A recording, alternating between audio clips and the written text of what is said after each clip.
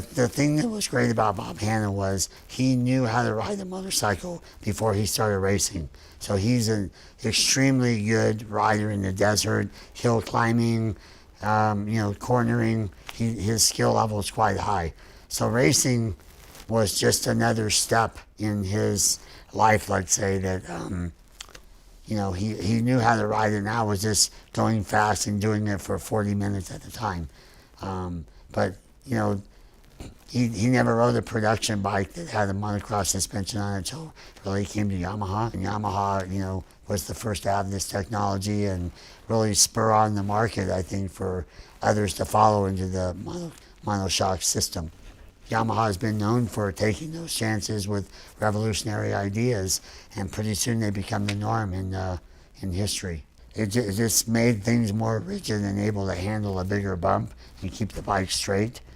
I took the difficult racing one and married it to the easy production one and came up with a great motorcycle for Bob Hanna.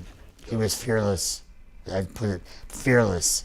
I think that the only plan he had was to catch the guy in front of him any way he could and pass him as quickly as possible and catch the next guy in front of him.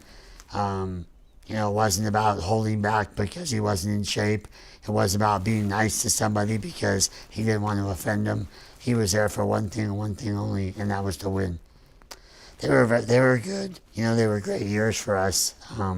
We won a lot of races, a lot of championships from 1977 through 1979 before he had his water skiing accident. I think we won 5 championships and a lot of races in every class from 125, 250, and 500.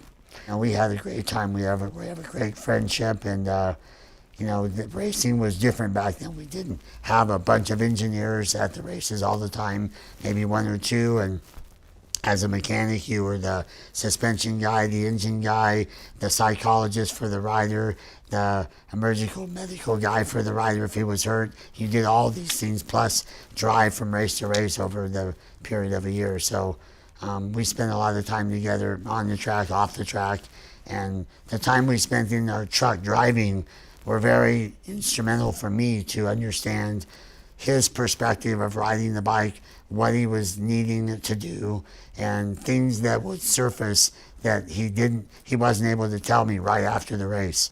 It was a great time in my life.